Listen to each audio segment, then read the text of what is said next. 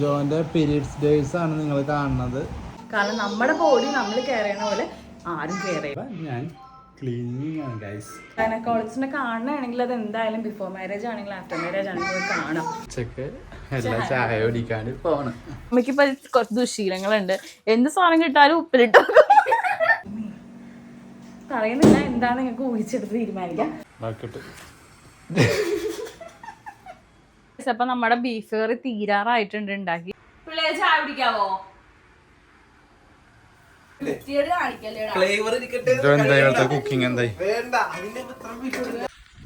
Hi guys, അപ്പൊ നമ്മൾ ഇന്ന് രാവിലെ തന്നെ ചായ കുടിക്കാൻ പോണോ? അല്ല, മണി ഇപ്പൊ എത്രയായി? 12 മണിക്ക് ജോന് ചായ വേണം. അപ്പൊ ജോ ചായ ഉണ്ടാക്കി കുടിക്കണം. എനിക്ക് ചായ വേണോ ഞാൻ പറഞ്ഞു. പക്ഷെ ഇവിടെ എത്ര ഗ്ലാസ് ഉണ്ട് ഗൈസ്? 3 ഗ്ലാസ്. അപ്പൊ ആരെങ്കിലും ഇപ്പൊ ചായ കുടിക്കാൻ ഇവിടെ എല്ലാരും ചായ കുടിക്കും ഗൈസ്. ചേര രാവിലെ നല്ലമ്പായിട്ടുണ്ട്.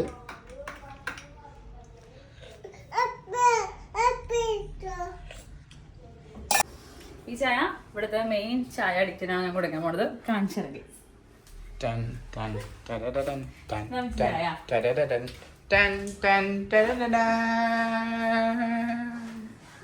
എന്തിനാണ് കറിക്ക് ഉച്ചക്കത്തെ കറി മാങ്ങ താളിക്കാൻ വേണ്ടി. അമ്മിച്ചാടെ ഉച്ചക്കത്തെ കറിക്ക് വേണ്ടിയുള്ള കാര്യങ്ങളൊക്കെ സെറ്റ് ചെയ്യാനാണ്. ജോ ഇവിടെ ഉച്ചക്ക് എല്ലാം ചായ കുടിക്കാണ്ട് പോണ്. നമുക്ക് പെടലി വേദനയാണ് ഗൈസ്. ഇന്നലെ ചായ ഒന്നുമില്ല. ചായ കുടിക്കുന്നേ പിള്ളേര് ചായ കുടിക്കാവോ? ബക്കറ്റ് വെള്ളം എടുത്ത് തരട്ടെ അമ്മ? ബക്കറ്റ്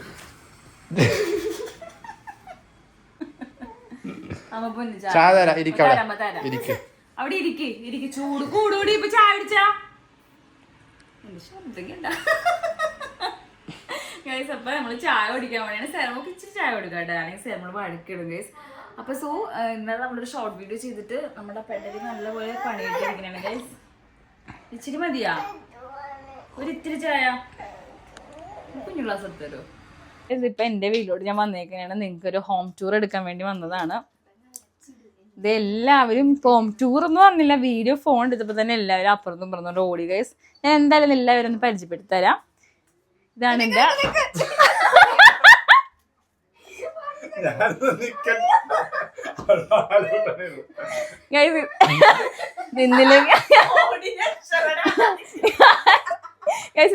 നിന്നില്ലെങ്കിൽ ഞാൻ വിളിച്ചു കാണിച്ചു കൊടുക്കും.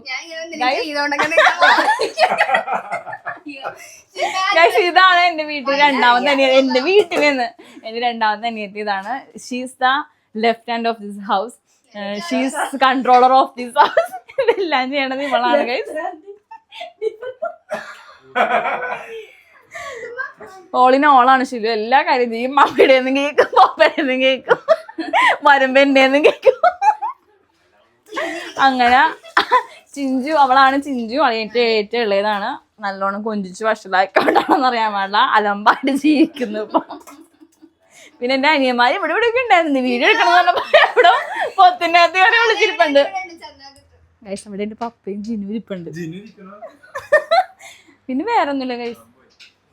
ഇപ്പൊ നമ്മള് ഇവിടെ വന്നപ്പോ നമുക്ക് 8ന്റെ പണി കിട്ടി ഗൈസ്. നമ്മൾ ബീഫിന്റെ കറി ഉണ്ടാക്കിക്കൊണ്ടിരിക്കുന്നതാണ്. ഷിലു അവിടെ സവാള അരിഞ്ഞ് അരി വെച്ചുകൊണ്ടിരിക്കുന്നുണ്ട്. ബീഫ് കറി ഉണ്ടാക്കിയിട്ട് നമ്മൾ നേരെ ഇങ്ങോട്ട് പോകും. സൈക്കിളിനെ വിളിക്കാൻ വേണ്ടി പോകും. ഇച്ചാൻ ബിഹൈൻഡ് ദ സീനിൽ മാത്രം കളിഞ്ഞ് വേഷം കെട്ടനാണ്. ഞാൻ കാണിച്ചു തരാം ഗൈസ് ഇച്ചാൻ ഇവിടെ എന്ത് ചെയ്യണേണെന്ന്. മമ്മി ഇല്ലട്ടോ ഗൈസ്. മമ്മി ജോലിക്ക് പോയേക്കണേണ്. മമ്മി രാത്രി വരത്തുള്ളൂ ഗൈസ്. മമ്മി വന്നവരെ ഞാൻ ഉണ്ടാവില്ല. മമ്മിക്ക് വീഡിയോ കണ്ട് സന്തോഷിക്കാം. എന്റെ അനിയത്തിക്ക് എന്തോ സംസാരിക്കാണ് നിങ്ങളോട്. പറഞ്ഞോളൂ.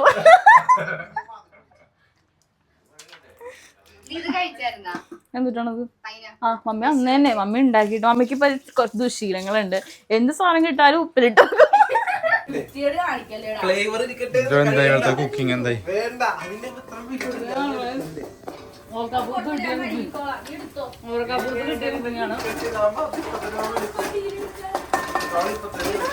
ബീഫ് കറിയാണ് പച്ചക്കറി. ബീഫ് എന്ന പാകത്തിന് മമ്മി വേവിച്ചു വെച്ചിട്ടുണ്ടായി. അപ്പൊ കറി ഉണ്ടാക്കണേണ്. എല്ലാ പുള്ളിട്ടുണ്ട് ഗൈസ്. അപ്പൊ നമ്മുടെ ബീഫ് കറി തീരാറായിട്ടുണ്ട് ഉണ്ടാക്കി. ബീഫ് നല്ല പോലെ വെന്തിട്ടുണ്ട്. നല്ല സൂപ്പർ ബീഫാണ്. ഇവിടെ എൻ്റെ അനിയനിപ്പ അവർക്ക് ഭയങ്കര നാണോ ഗൈസ് വീഡിയോയിലൊക്കെ വരാൻ വേണ്ടിയിട്ട്. വാട്ട് എവർ അതെന്തെങ്കിലും ആയിക്കോട്ടെ. നമുക്ക് പച്ചക്കറിയാണെന്ന് നിങ്ങൾക്ക് തോന്നും ഇത് കാണുമ്പോൾ. സാമ്പാറല്ല, ബീഫ് കറിയാണ്. അതായത് എന്താണെന്ന് വെച്ചാൽ സീൻ കിട്ടിയെന്താണെന്ന് വെച്ചാൽ ബീഫ് നല്ലപോലെ വെന്തിട്ടില്ല. അപ്പം സാധാരണ വെച്ചാൽ ലാസ്റ്റ് അങ്ങോട്ട് എടുത്തിട്ട് ഇതെല്ലാം കൂടെ അങ്ങോട്ട് കൊട്ടിട്ട് ഒറ്റ വിസിലടി പിടിച്ചാൽ എന്ത് സാധനം വരും, നല്ല കുറുകം പാത്രമുള്ളൊരു ബീഫ് കറി ഇട്ട്. പക്ഷെ ഇപ്പം നമുക്കത് ചെയ്യാൻ പറ്റില്ല, നല്ലപോലെ വെന്ത ബീഫ് ആയതുകൊണ്ട് ഇത് അങ്ങോട്ട് ഇട്ട ബീഫ് വേറെ പച്ചക്കറിയായിട്ട് കറിയായിട്ട് തിന്നേണ്ടി വരും. സോ ഇത് വെന്തതിന് ശേഷം ഈ ബീഫ് എടുത്ത് അങ്ങോട്ട് ഇറങ്ങിട്ട് ഒരു കറി ഉണ്ടാക്കും. ഇത് നമ്മൾ ചോറും കഴിച്ചിട്ട് നേരെ പറക്കും എങ്ങോട്ട്, സൈക്കോട്ടിൻ്റെ അടുത്തോട്ട്. അപ്പൊ നമ്മള് ജോടെ വീട്ടിൽ നിന്ന് തിരിച്ചെത്തി. സായിക്കോടിനെ വന്നേക്ക് നമ്മള് അങ്കമാടിന്ന് വിളിച്ചു. ചേറമോൾക്ക് ഇത് ഇപ്പോഴാണ് ഫുഡ് കൊടുക്കുന്നത്. ഗായ്സ്, ജോന്റെ പീരീഡ്സ് ഡേയ്സ് ആണ് നിങ്ങൾ കാണുന്നത്. ജോ എങ്ങനെയുണ്ട് ജോ? ബിഫോർ മാരേജ് പീരീഡ്സ് ഒക്കെ വന്നാൽ ഇങ്ങനെ രാവിലെ തൊട്ട് വൈകുന്നേരം വരെ കിടക്കുമായിരുന്നു. അപ്പം നിങ്ങൾ ഞാൻ കിടക്കണ കണ്ടോലെന്ന് അറിയില്ല. അറ്റത്തൊന്നും നിങ്ങൾക്ക് മനസ്സിലാവും എന്താ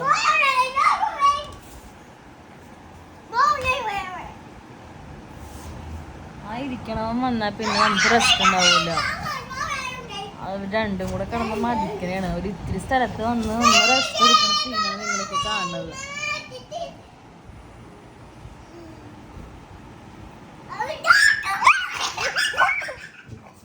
മോളെ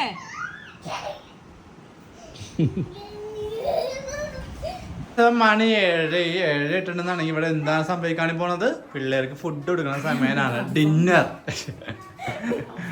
അപ്പൊ ജോന് ഇന്ന് പീരീഡ്സ് കിട്ടിയത്. ജോ ഫുൾ ടയേർഡാണ്, ജോന് വയ്യ. അതുകൊണ്ട് ഇവിടുത്തെ പണിയെല്ലാം ചെയ്യണം ഞാനാ ഗൈസ്. ഞാൻ പറയിക്കാനുള്ള ഞാനൊന്നും. ജോ പുട്ടുണ്ടാക്കൂലേ?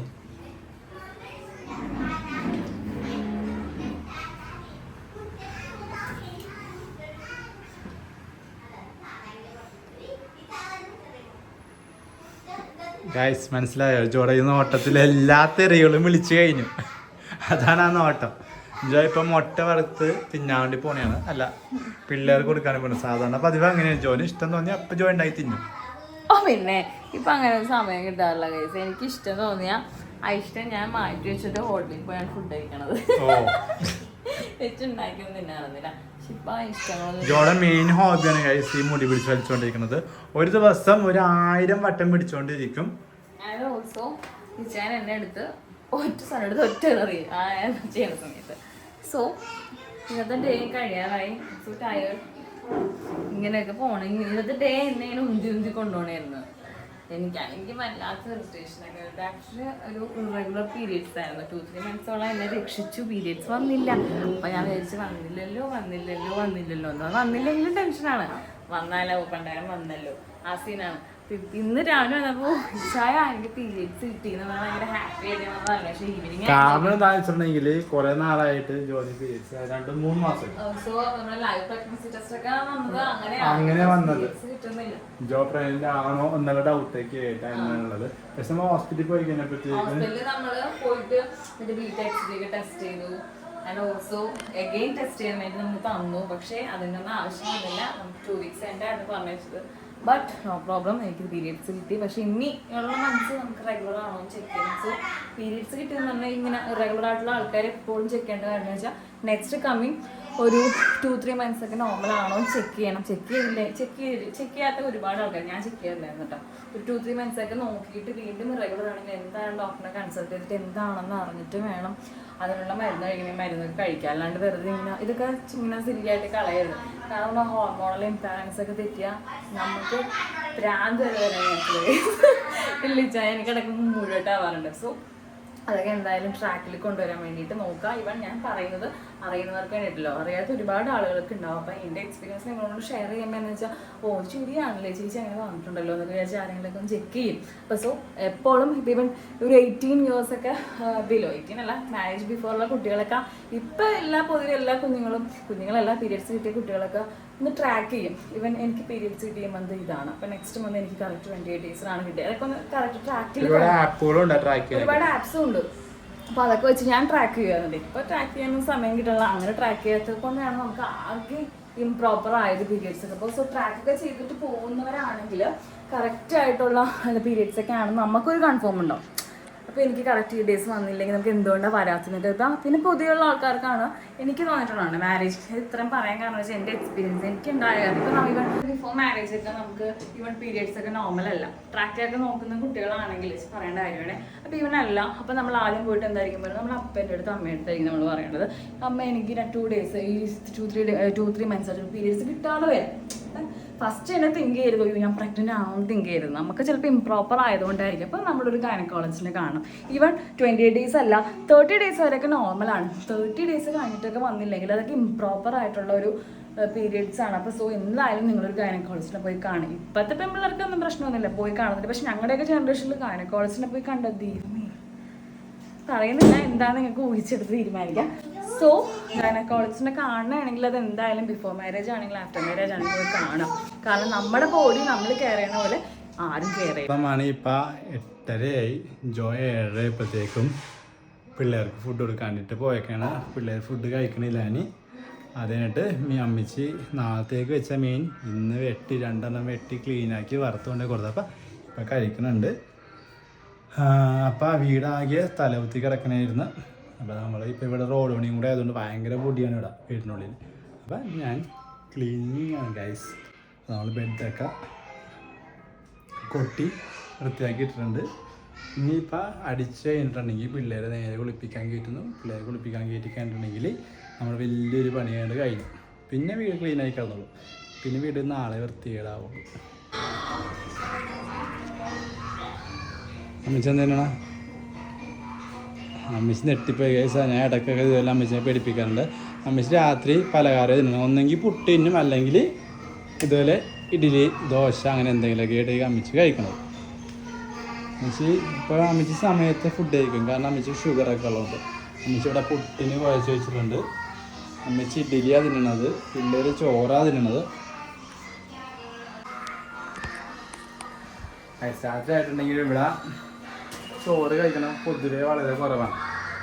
കാരണം എനിക്ക് രാത്രി ഗോതമ്പാണ് ഇഷ്ടം. അമ്മച്ചിയും ഗോതമ്പാണ്. ജോയി ഇപ്പോൾ ഗോതമ്പാണ് തിന്നുന്നത് രാത്രി. പാല് കുടിക്കാണ്ട് പോകാനാണ്. കാരണം സമയം രാത്രി 10:30 ഗൈസ്. ജോ അവിടെ നശിപ്പിക്കുന്നുണ്ട്. ഇങ്ങനെയല്ല ഓളിസ് ഇടുന്നത്, അതുകൊണ്ടല്ല പ്രശ്നം വന്നത്. ഫസ്റ്റ് ഓളിസിട്ട് വേണം പാലിടാൻ. ഇല്ലെങ്കിൽ അതിൻ്റെ ആവി കൊണ്ടിട്ട് അത് കട്ട പിടിക്കും. അപ്പൊ നമ്മള് പാല് കുടിച്ചിട്ട് നേരെ ഉറങ്ങാൻ പോവാണ്. അതിനു മുമ്പ് ഈ വ്ലോഗ് ഇറങ്ങുന്ന സമയത്ത് ഷിലുന്റെ ബർത്ത്ഡേ ആയിരിക്കും. So Shilu happy birthday to U.